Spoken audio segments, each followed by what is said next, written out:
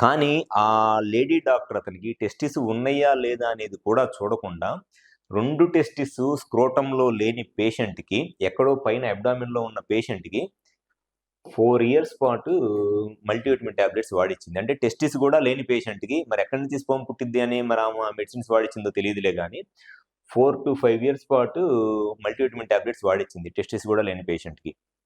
So, lady doctors మగవాళ్ళకి చేసే దారుణమైన ట్రీట్మెంట్స్ ఇంత భయంకరంగా ఉంటాయి. టెస్టిస్ గూడా లేని పేషెంట్‌కి 3 సంవత్సరాలు, 4 సంవత్సరాల పాటు మల్టీవిటమిన్ టాబ్లెట్స్ వాడిస్తా ఉన్నారు. అసలు అతనికి సింపుల్‌గా క్లినికల్‌గా ఏమి టెస్ట్‌లు గూడా అవసరం లేదు. జస్ట్ క్లినికల్‌గా ఎగ్జామినేషన్ చేస్తే టెస్టిస్ ఉన్నాయా లేదా అనేది తెలిసిపోయిద్ది. టెస్టిసే లేనప్పుడు ఇంక స్పెర్మ్ ప్రొడక్షన్ ఎక్కడి నుంచి జరిగిద్ది? సో, ఎవరైతే మగవాళ్ళ సైడ్ నుంచి ఈ స్పెర్మ్ కౌంట్ తక్కువగా ఉండి పిల్లలు లేక ఇబ్బంది పడుతున్నారో, మీ సైడ్ నుంచి కరెక్ట్‌గా అసలు ఈ స్పెర్మ్ కౌంట్ తక్కువగా ఉండటానికి లేదా జీరో కౌంట్ ఉండటానికి రీజన్ ఏంటి అని తెలుసుకోవాలనుకుంటే మీరు కన్సల్ట్ అవ్వాల్సింది ఆండ్రాలజిస్ట్‌ని.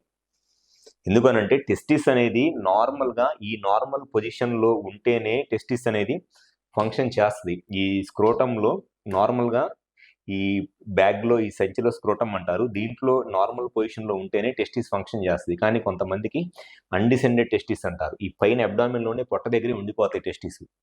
సో, ఇక్కడ ఈ టెంపరేచర్ దగ్గర టెస్టిస్ ఫంక్షన్ చేయవు. ఓన్లీ స్క్రోటంలో ఉంటేనే ఫంక్షన్ చేస్తది. సో, టెస్టిస్ నార్మల్‌గా ఫంక్షన్ చేయాలంటే కరెక్ట్‌గా ఈ స్క్రోటంలో ఉండాలి. దాంతో పాటు సైజ్ అనేది మినిమమ్ 8 సీసీ కన్నా అబోవ్ ఉండాలి. ఈ 2 చాలా ముఖ్యం.